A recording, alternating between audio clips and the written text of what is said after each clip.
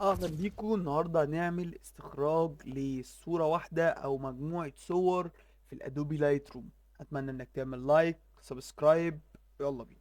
اول حاجة لو عايزين نخرج صورة واحدة فاحنا هنعلم عليها، وبعد ما نعلم عليها هنروح على فايل وبعد كده اكسبورت.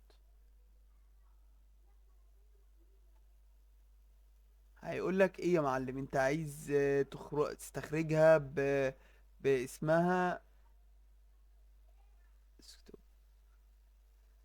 هيقول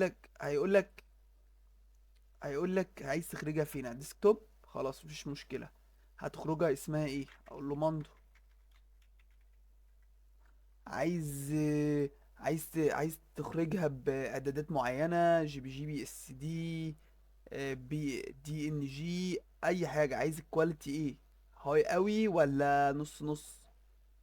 تمام. عايزها انو اعدادات؟ عايزها ار جي بي، اس ار جي بي، ادوبي ار جي بي؟ اللي انت عايزه. عايز الليميتد فايل سايز عايزه كام؟ كام كيلو؟ كام ميجا؟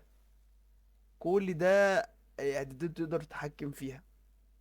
عايز ايمج سايز؟ عايز تعمل ريسايز؟ عايز تظبط المقاسات بتاعتها وتخليها ريزولوشن معين؟ هقول له لا، انا عايزها بالسايز الاصليه بتاعتها، متلعبش فيها. حابب تعمل ووتر مارك؟ عندك ووتر مارك بتضيفها من هنا.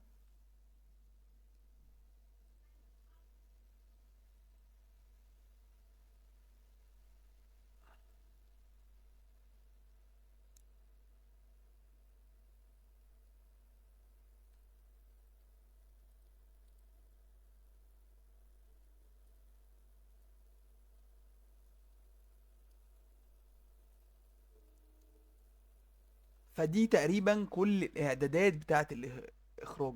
انا الصراحه بسيبها يا دوبك، بعدل المكان اللي عايزه تخرج فيه والاسم، وبسيب كل حاجه ستاندر. وبحب مثلا لو عندي فايل مهم او صوره مهمه قوي، بخليها، بعلي الكواليتي شويه. تمام. وما بحطش ليميت للسايز بتاعي، وبسيبها زي ما هي لانها بتخرج كده بافضل جودة ليها او بالجودة اللي اتصورت بيها.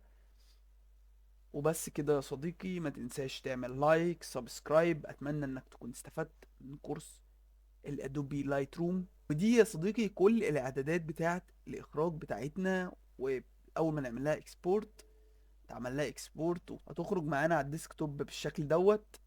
وفي كورسات كتير قوي على القناة عندي، يا ريت تدخل تتفرج عليها عشان ده يبقى في السي في بتاعك. هيبقى حاجة جميلة جدا وحاجة حلوة جدا ومشرفة. دلوقتي وصلنا لنهاية الفيديو. احب اختم الفيديو بكلمة لا اله الا الله.